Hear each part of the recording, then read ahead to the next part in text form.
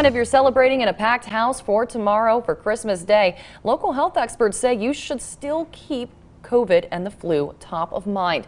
And we have some tips for you. Bianca Murray shares practical and realistic steps you can take to keep you and your family safe.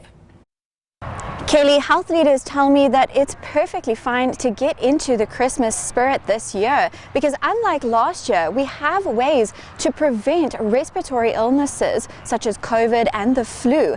However, I'm told the #1 tip is to get vaccinated. With people gathering, there's definitely a concern. We expect to see an increase in cases following Thanksgiving and Christmas and other winter holidays, just like we saw last year.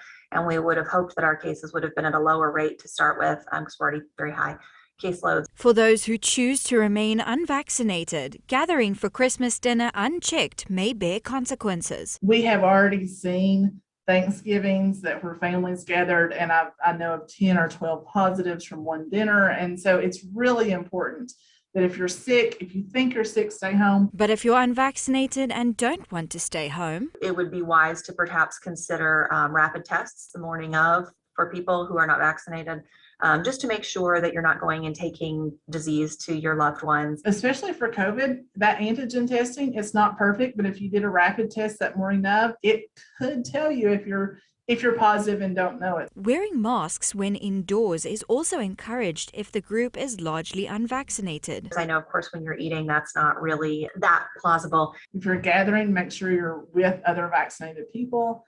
Increasing airflow is certainly a benefit. With the warmer weather this Christmas, increased airflow may be easier to achieve. You can eat out on the deck or, under the carport, whatever, to get a little spacing. Otherwise, opening windows and getting some good ventilation in is that's really important. You can have a holiday, but let's try to do it safely. Health leaders say that if you're already vaccinated, getting that booster dose is important as Omicron continues to spread. However, if you remain unvaccinated, health leaders say to get the shot to avoid ending up in the hospital in a few weeks. In Johnson City, Bianca Murray, News Channel 11.